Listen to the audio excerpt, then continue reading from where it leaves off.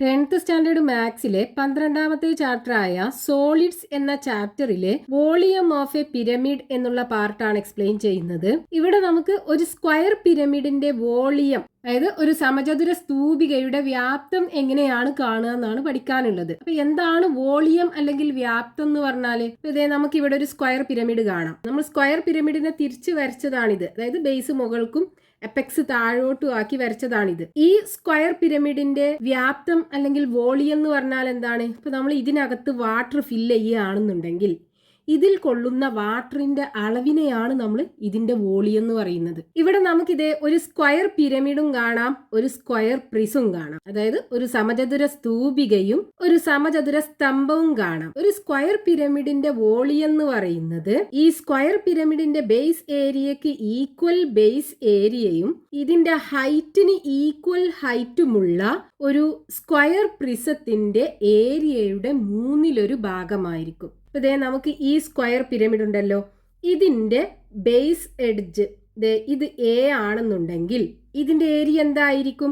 Area equal to A square ആയിരിക്കും. ഇനി ഈ സ്ക്വയർ പ്രിസത്തിന്റെയും ബേസ് എഡ്ജ് എ ആകണം. അപ്പൊ ഇവിടുത്തെ ഏരിയ എന്തായിരിക്കും? എ സ്ക്വയർ ആയിരിക്കും. അതായത് ഇത് രണ്ടിന്റെയും ബേസ് ഏരിയ തുല്യമാകണം. അതേപോലെ ഇതിന്റെ ഹൈറ്റ് ഉണ്ടല്ലോ, ഈ എപ്പെക്സ് ബേസിലേക്ക് വരക്കുന്ന പെർപെൻഡിക്കുലർ, ഇതാണ് ഹൈറ്റ് എന്ന് പറയുന്നത്. ഇതിന്റെ ഹൈറ്റും ഈ സ്ക്വയർ പ്രിസത്തിന്റെ സമചതുര സ്തംഭത്തിന്റെ ഹൈറ്റും സെയിം ആണെന്നുണ്ടെങ്കിൽ ഇതിന്റെ വോളിയം എന്ന് പറയുന്നത് ഈ സ്ക്വയർ പ്രിസത്തിന്റെ വോളിയത്തിന്റെ 1/3 ഭാഗമായിരിക്കും. അതായത് volume of a square pyramid, volume of a square pyramid is equal to 1/3 into volume of a square prism with same base area and height. With same base area എന്ന് പറയാം, അല്ലെങ്കിൽ with same base edge എന്നും പറയാം. Base edge equal ആയാൽ base area തുല്യമാകുള്ളൂ. രണ്ടിന്റെയും പാദവക്കിന്റെ നീളം തുല്യമാകണം, എന്നാലേ ഏരിയ തുല്യമാകുള്ളൂ. അപ്പൊ volume of square pyramid is equal to 1/3 into volume of a square prism എന്ന് പറയുന്നത് എന്താണ്? ഒരു പ്രിസത്തിന്റെ വോളിയം എന്ന് പറയുന്നത് അതിന്റെ ബേസ് ഏരിയ ഇൻറ്റു ഹൈറ്റ് അല്ലേ? ബേസ് ഏരിയ എന്ന് പറയുന്നത് എ സ്ക്വയർ ആണ്, ഹൈറ്റ് എന്ന് പറയുന്നത് എച്ച് ആണ്. അപ്പൊ ഇതിന്റെ വോളിയം എന്ന് പറയുന്നത് എന്താണ്? ബേസ് ഏരിയ ഇൻറ്റു ഹൈറ്റ് ആണ്. അപ്പൊ ഇവിടെ 1/3 ഇൻറ്റു ബേസ് ഏരിയ എന്ന് പറയുമ്പോൾ ബേസ് എഡ്ജ് എ അല്ലേ? അപ്പൊ A square into height H ആണ്. അപ്പൊ 1/3 into A square into H, ഇതാണ് ഒരു സ്ക്വയർ പിരമിഡിന്റെ വോളിയം അല്ലെങ്കിൽ വ്യാപ്തം കാണാനുള്ള ഫോർമുല. ഇവിടെ എ എന്ന് പറയുന്നത് ബേസ് എഡ്ജ്, സ്ക്വയർ പിരമിഡിന്റെ ബേസ് എഡ്ജ്. എച്ച് എന്ന് പറയുന്നത് സ്ക്വയർ പിരമിഡിന്റെ ഹൈറ്റ്. ഇപ്പൊ ഈ ഒരു ഫോർമുല ഉപയോഗിച്ചിട്ട് നമുക്കൊരു സ്ക്വയർ പിരമിഡിന്റെ വോളിയം അല്ലെങ്കിൽ വ്യാപ്തം കാണാൻ പറ്റും. എക്സാമ്പിൾ പറയുകയാണെന്നുണ്ടെങ്കിൽ നമുക്ക് ബേസ് എഡ്ജ് ഒരു 10 സെന്റിമീറ്ററും തന്നു, എ ഈക്വൽ ടു 10 സെന്റിമീറ്ററും ഹൈറ്റ് ഒരു 8 സെന്റിമീറ്ററും തന്നു. Height is equal to 8 centimetre. Volume എങ്ങനെ കാണാം? Volume of square pyramid is equal to 1/3 into base edge 10 അല്ലേ?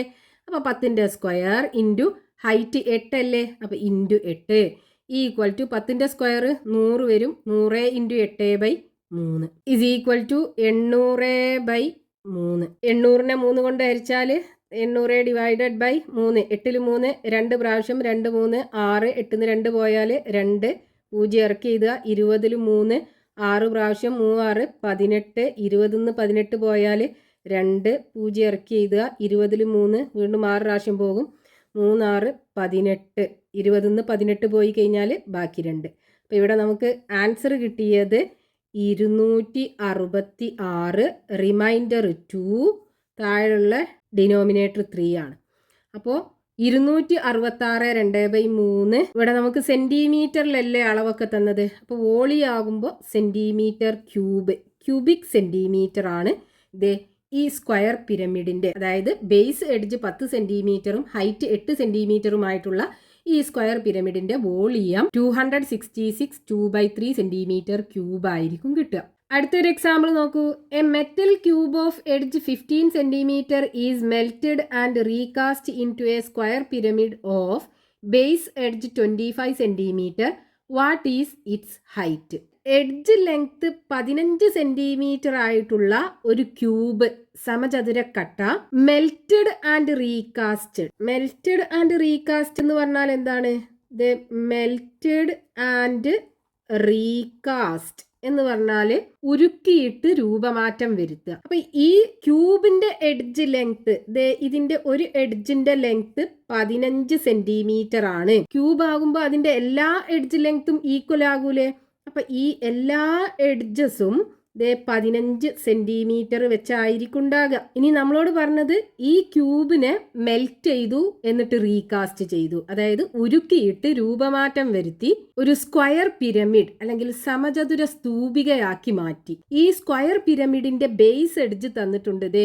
ഇതിന്റെ നീളം 25 സെന്റിമീറ്റർ ആണെന്ന് തന്നിട്ടുണ്ട്. ഈ സമചതുര സ്തൂപികയുടെ പാദവക്കിന്റെ നീളം 25 സെന്റിമീറ്റർ ആണ്. ഇനി നമുക്ക് ക്വസ്റ്റ്യനകത്ത് കാണേണ്ടത് ഈ സ്ക്വയർ പിരമിഡിന്റെ ഹൈറ്റ്, അതായത് ഇതിന്റെ അപ്പെക്സ് നിന്ന് ബേസിലേക്ക് വരക്കുന്ന പെർപെൻഡിക്കുലർ, ഇതിന്റെ നീളമാണ് നമുക്ക് കാണേണ്ടത്. ഇവിടെ മെൽറ്റഡ് ആൻഡ് റീകാസ്റ്റ് എന്ന് പറയുമ്പോൾ ഇതിന് ഉരുക്കിയിട്ട് രൂപമാറ്റം വരുത്തിയിട്ട് വേറൊരു ഒബ്ജക്റ്റ് ആക്കി മാറ്റുകയാണ്. അതായത് ഇവിടെ മെൽറ്റ് ചെയ്ത് റീകാസ്റ്റ് ചെയ്യുമ്പോൾ ഇവിടെ ഉണ്ടായിരുന്ന ഈ ഒബ്ജക്റ്റിന്റെ വോളിയം എന്താണോ അത് തന്നെ ആയിരിക്കും ഇവിടെ ഉള്ള ഒബ്ജക്റ്റിന്റെ വോളിയം. അതായത് ഇവിടെ നമ്മൾ യൂസ് ചെയ്യേണ്ട കോൺസെപ്റ്റ്, ഈ മെൽറ്റ് ചെയ്യുന്നതിന് മുമ്പ് ഉണ്ടായിരുന്ന ഈ ഒബ്ജക്റ്റിന്റെ വോളിയം ഈക്വൽ ടു മെൽറ്റ് ചെയ്ത് രൂപമാറ്റം വരുത്തിയ ഈ ഒബ്ജക്റ്റിന്റെ വോളിയം. അപ്പൊ volume of square pyramid is equal to volume of cube.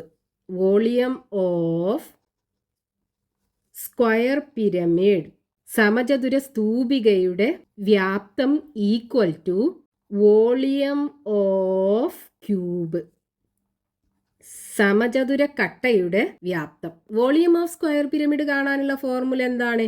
1/3 into A square into H equal to volume of cube കാണാനുള്ള ഫോർമുല, ഇതിന്റെ എഡ്ജ് കിട്ടിക്കഴിഞ്ഞാൽ അതിന്റെ ക്യൂബ് എടുത്താൽ മതി. എഡ്ജിന്റെ ക്യൂബ് എടുത്തു കഴിഞ്ഞാൽ ഈ ക്യൂബിന്റെ അല്ലെങ്കിൽ സമചതുര കട്ടയുടെ വോളിയം വ്യാപ്തം കിട്ടും. അപ്പോൾ 1/3 ഇൻറ്റു ബേസ് എഡ്ജ് പാദവക്കിന്റെ നീളം, ഇതല്ലേ എ എന്ന് പറയുന്നത്, 25 അല്ലേ? അപ്പൊ 25 ഇൻറ്റു 25 ഇൻറ്റു ഹൈറ്റ് നമുക്കറിയൂല, അതാണ് നമുക്ക് കാണേണ്ടത്, ഈക്വൽ ടു ഇവിടെ ഇതിന്റെ എഡ്ജ് ലെങ്ത് തന്നിട്ടുണ്ട് 15 ആണ്. അപ്പൊ 15 ഇൻറ്റു 15 ഇൻറ്റു 15 ക്യൂബ് എന്ന് പറയുമ്പോൾ 3 പ്രാവശ്യം മൾട്ടിപ്ലൈ ചെയ്യാം. ഇനി നമുക്ക് ഈ ഹൈറ്റ് അല്ലേ കാണേണ്ടത്. അപ്പോൾ ഈ ഹൈറ്റ് മാത്രം ഇവിടെ വെച്ചിട്ട് ബാക്കിയുള്ള എല്ലാ നമ്പേഴ്സിനെയും റൈറ്റ് സൈഡിലേക്ക് കൊണ്ടുപോവുക. അപ്പോൾ ഈ 3 ഇവിടെ താഴെയാണുള്ളത്, അങ്ങോട്ട് കൊണ്ടുപോകുമ്പോൾ അത് മുകളിലായി മാറും, അതായത് ന്യൂമറേറ്ററിലായി മാറും. അപ്പോൾ ഇവിടെ 15 ഇൻറ്റു 15 ഇൻറ്റു 15 ഉണ്ട്. ഈ 3നെയും കൂടെ കൊണ്ടുപോകുമ്പോൾ ഇൻറ്റു 3 ആയി മാറും. ഡിവൈഡഡ് ബൈ, ഇനി 25 ഇവിടെ ന്യൂമറേറ്ററിലാണ്, അതായത് ഇവിടെ മൾട്ടിപ്ലിക്കേഷൻ ആണ്, അങ്ങോട്ട് കൊണ്ടുപോകുമ്പോൾ അത് താഴെയായി മാറും, അതായത് ഡിവിഷനായി മാറും. അപ്പം 25 ഇൻറ്റു ഒരു 25 കൂടെ ഉണ്ടല്ലോ, 25. ഇനി നോക്കൂ, ഈ 15ഉം 25ഉം 5ന്റെ മൾട്ടിപ്പിൾ അല്ലേ, 2നെ നമുക്ക് 5 കൊണ്ട് ഡിവൈഡ് ചെയ്യാം. 15ൽ 5 3 പ്രാവശ്യം പോകും, 25ൽ 5 5 പ്രാവശ്യം പോകും. ഇനി ഈ 15നെയും ഈ 25നെയും തമ്മിൽ ക്യാൻസൽ ചെയ്യാം. ഈ 15ൽ 5 3 പ്രാവശ്യം പോകും, ഈ 25ൽ 5 5 പ്രാവശ്യം പോകും. അപ്പം നീ നോക്കൂ, എച്ച് ഇസ് ഈക്വൽ ടു എന്ത് കിട്ടും? ഇവിടെ എന്തൊക്കെയാ ബാക്കിയുള്ളത്? 3 ഇൻറ്റു 3 3 ഇൻറ്റു 3 ഇൻറ്റു, ഇനി ഇവിടെ ഒരു 15ഉം കൂടെ ബാക്കിയില്ലേ, അപ്പം 15 ഇൻറ്റു 3 ഡിവൈഡഡ് ബൈ, ഇവിടെ നീ 5 ഇൻറ്റു 5 5 ഇൻറ്റു 5. ഇനി ഈ 5ഉം 15ഉം കൂടെ ക്യാൻസൽ ചെയ്യാലോ. 15ൽ 5 3 പ്രാവശ്യമല്ലേ. അപ്പോൾ നോക്കൂ, ഇവിടെ 3 ഇൻറ്റു 3 9 വരും. 9 ഇൻറ്റു 3 ഇൻറ്റു 3 9 വരും. Divided by 5 equal to 9 into 9 81 വരും. 81 ബൈ 5. 81 divided by 5. 8 5 ഒരു പ്രാവശ്യം. 1 × 5 5. 8 5 പോയാൽ 3 വരും. 31 5 6 പ്രാവശ്യം. 6 5 30. 31 30 പോയാൽ 1 കിട്ടും. അപ്പം 16. ഇവിടെ റിമൈൻഡർ 1 അല്ലേ കിട്ടിയത്? 1/5. ഇനി ദശാംശ രൂപത്തിൽ എഴുതുകയാണെന്നുണ്ടെങ്കിൽ ഇവിടെ വീണ്ടും 0 ഇട്ട് കൊടുത്തിട്ട് ഇവിടെ ഒരു ഡെസിമൽ ഇടുക. അപ്പോൾ 10 5 2 പ്രാവശ്യം പോകും. 2 5 10 വരും. അപ്പോൾ 16.2 ഇത്രയും സെൻറ്റിമീറ്റർ ഈ സ്ക്വയർ പിരമിഡിൻ്റെ ഹൈറ്റ് കിട്ടുക. അപ്പോൾ height of the square pyramid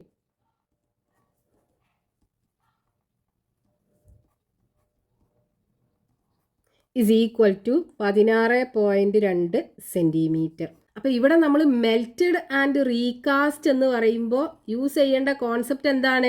ആദ്യം ഉണ്ടായിരുന്ന ഒബ്ജക്റ്റിന്റെ വോളിയം ഈക്വൽ ടു രണ്ടാമത് ഉരുക്കി രൂപമാറ്റം വരുത്തുന്ന ഒബ്ജക്റ്റിന്റെ വോളിയം. ഈ ഒരു കോൺസെപ്റ്റ് ഉപയോഗിച്ചിട്ടാണ് നമുക്കിത് ഇതിനകത്തുനിന്ന് ഹൈറ്റ് കാണേണ്ടത്. ഇനി ടെക്സ്റ്റ് ബുക്കിൽ പേജ് നമ്പർ 263 കൊടുത്തിട്ടുള്ള ക്വസ്റ്റ്യൻസ് നോക്കാം. First question, what is the volume of a square pyramid of base edge 10 centimetres and slant height 15 centimetres? Base edge പാദവക്കിന്റെ നീളം 10 സെന്റിമീറ്ററും സ്ലാൻഡ് ഹൈറ്റ് ചരിവ് ഉയരം 15 സെന്റിമീറ്ററുമായ ഒരു സ്ക്വയർ പിരമിഡിന്റെ സമചതുര സ്തൂപികയുടെ വോളിയം അതായത് വ്യാപ്തം കാണണം. ക്വസ്റ്റ്യനകത്ത് സ്ക്വയർ പിരമിഡിന്റെ ബേസ് എഡ്ജിന്റെ ലെങ്ത് പാദവക്കിന്റെ നീളം തന്നിട്ടുണ്ട് 10 സെന്റിമീറ്റർ ആണ്.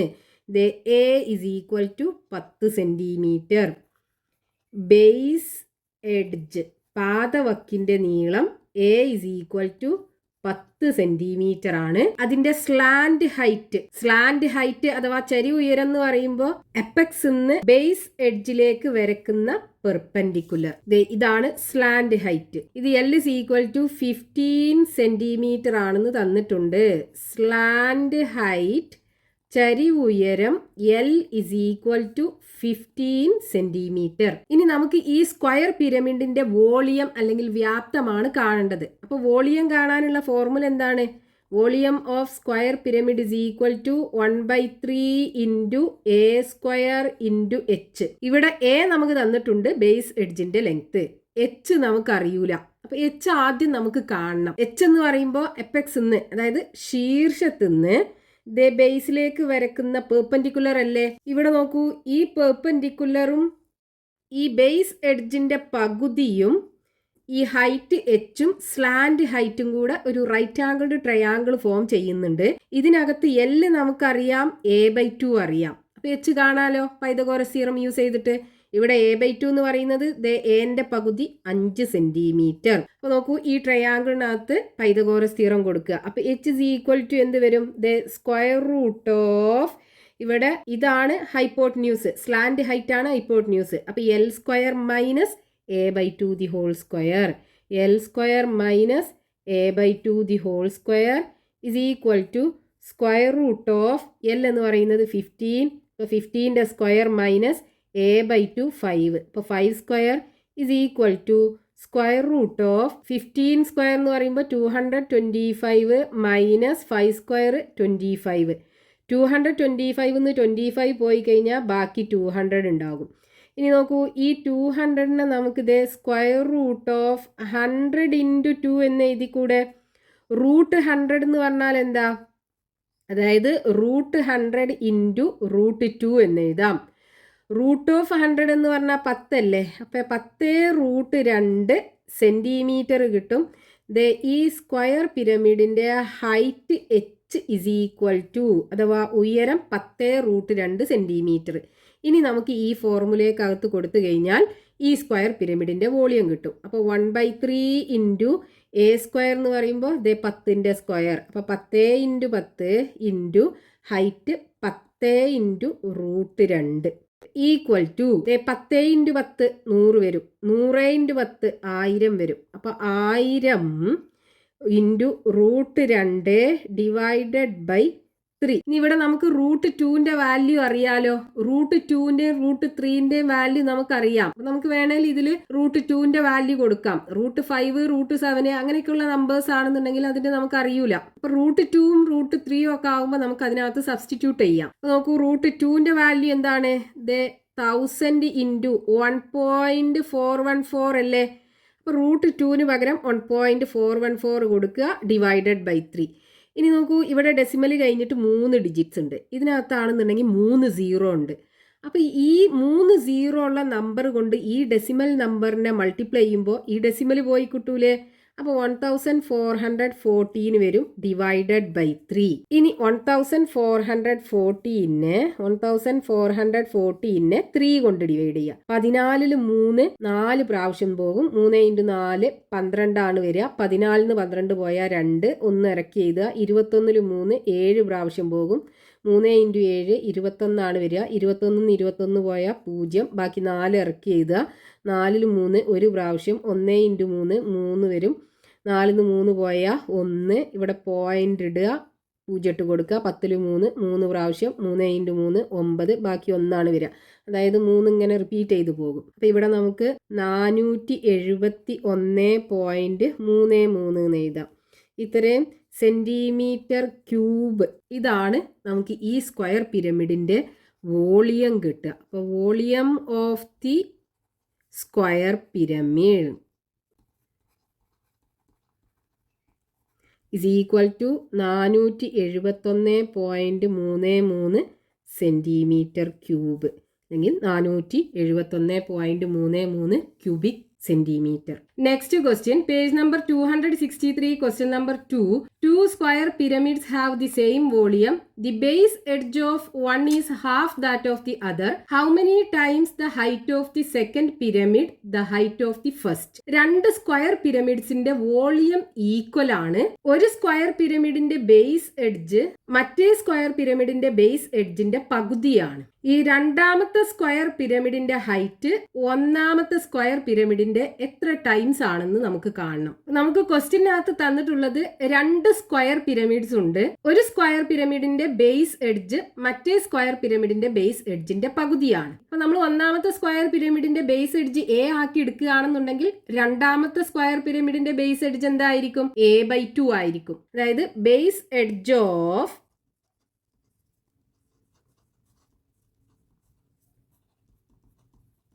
First pyramid equal to A ആക്കി എടുത്തു.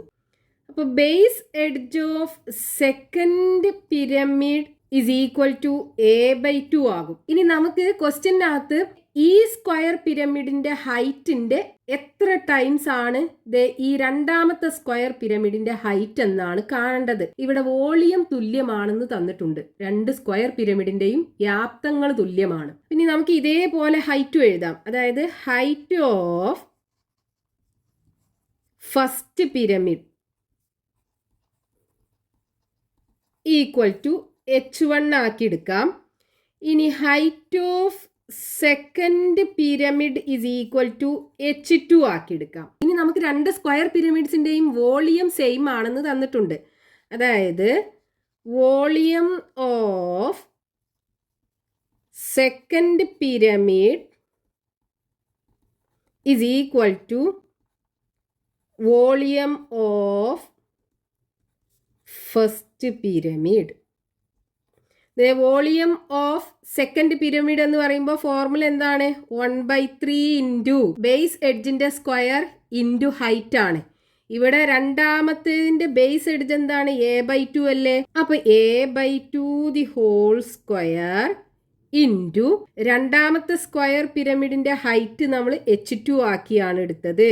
ഇൻറ്റു h2 ഈക്വൽ ടു, ഇനി വോളിയം ഓഫ് ഫസ്റ്റ് പിരമിഡ് എന്ന് പറയുമ്പോൾ 1/3 ഇൻറ്റു ബേസ് എഡ്ജ് എ ആണ് ഒന്നാമത്തെ സ്ക്വയർ പിരമിഡിന്റെ. അപ്പൊ a² ഇൻറ്റു ഹൈറ്റ് h1. ഇനി നോക്കൂ, ഈ ഈക്വൽ ടുവിന്റെ രണ്ട് സൈഡിലും 1/3 ഉണ്ട്, ക്യാൻസൽ ചെയ്യാം. ബാക്കി ഇതേ ഇവിടെ a² ഡിവൈഡഡ് ബൈ 2ന്റെ സ്ക്വയർ 4 വരൂലേ? Into h2 equal to a² into h1 വരും. ഇനി ഈക്വൽ ടുവിന്റെ രണ്ട് സൈഡിലും a² ഉണ്ടല്ലോ, അപ്പോൾ a² ക്യാൻസൽ ചെയ്യാം.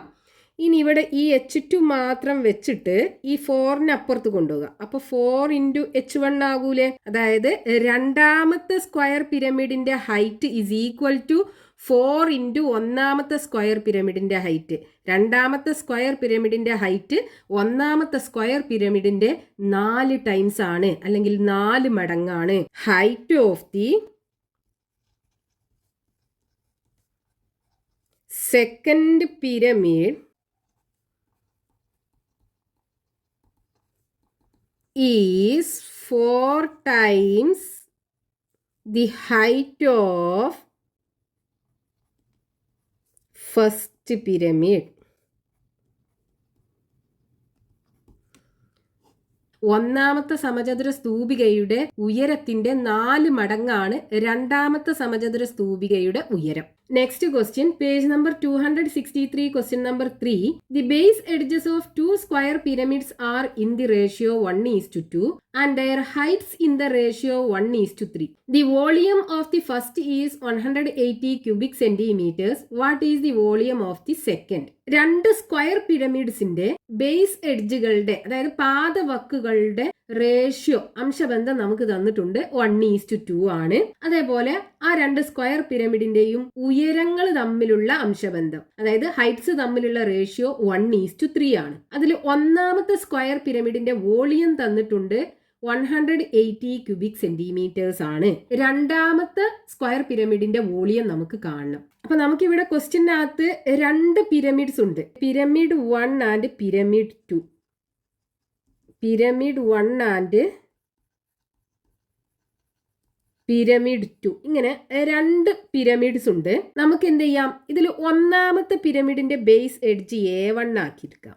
ബേസ് എഡ്ജ് പാദവക്കിന്റെ നീളം ഈക്വൽ ടു A1 ആക്കിയെടുത്തു. രണ്ടാമത്തെ പിരമിഡിന്റെ ബേസ്